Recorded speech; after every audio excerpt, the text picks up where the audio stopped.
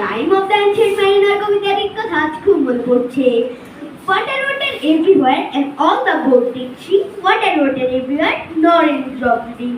আকণ্ঠ অনৈতিকতার মহাসমুদ্রে নিমজ্জিত হয়ে উপায়ন্তর না পেয়ে নিজের দেশের ঘাড়ে চাপিয়ে পার পাওয়ার মতো আরও একটি অনৈতিক প্রচেষ্টা নৈতিক অবক্ষয়ের ক্ষেত্রে শিক্ষা প্রতিষ্ঠান নয়, পরিবারের দায়ের বেশি।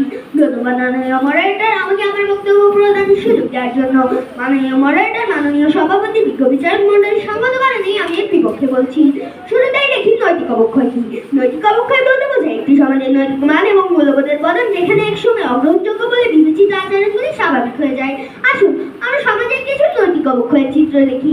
অশ্লীলতা, মাদকাসক্তি, ব্যভিচার, ঘুষ, দুর্নীতি, সামাজিক বৈষম্য ইত্যাদি। দুটো প্রতিপক্ষের মধ্যে পরিবারের অবদান প্রদান এমন কারণ কোনটি একটু বলবেন কি? মৃত প্রতিপক্ষ এই যে এখানে বসে আপনারা নৈতিকতার অবক্ষয়ের জন্য পরিবারকে দায়ী করছেন, এই নৈতিকতা অবক্ষয়। ভালো ও মন্দ বিবেচনের এই শিক্ষা আপনি কোথায় পেলেন? এই অবস্থানটা আপনার কোথায় বসে তৈরি হয়েছে?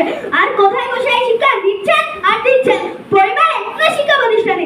এর সাথে পরিবারের কতটুকু সম্পর্ক বলুন তো? প্রশ্ন রেখে গেলাম, আশা করি উত্তর দিয়ে যাবেন। এসবে অবদান তো শিক্ষা প্রতিষ্ঠানের কাজই তো দেয়।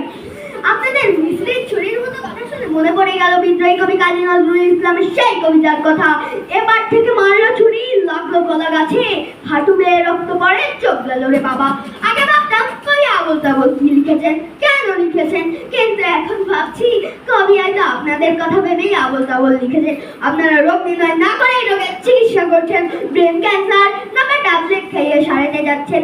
সবটার ডাক্তার হয়তো হতে পারবে, কিন্তু নৈতিকতার হাত করে এড়াতে পারবে না। মাননীয় মডারেটর, সরিষার মতো ভূত থাকলে ভূত দাঁড়াবে কিভাবে? শিক্ষা প্রতিষ্ঠানে কি শুধু অ আ এবিসিডি এই শিক্ষা দেওয়া হয়? না মাননীয় মডারেটর, সেখানে শিক্ষা দেওয়ার কথা নৈতিকতা, সামাজিকতা, দেশপ্রেম।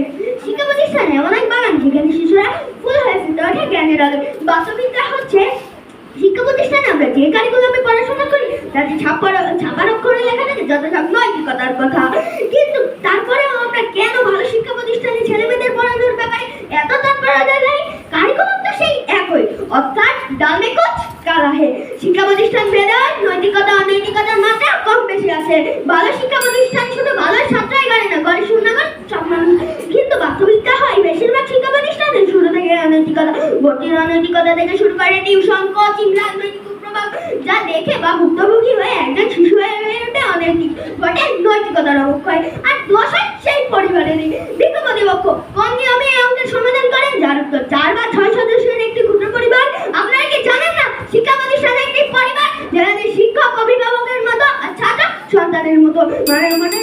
ধন্যবাদ আপনাকে সকলকে, ধন্যবাদ।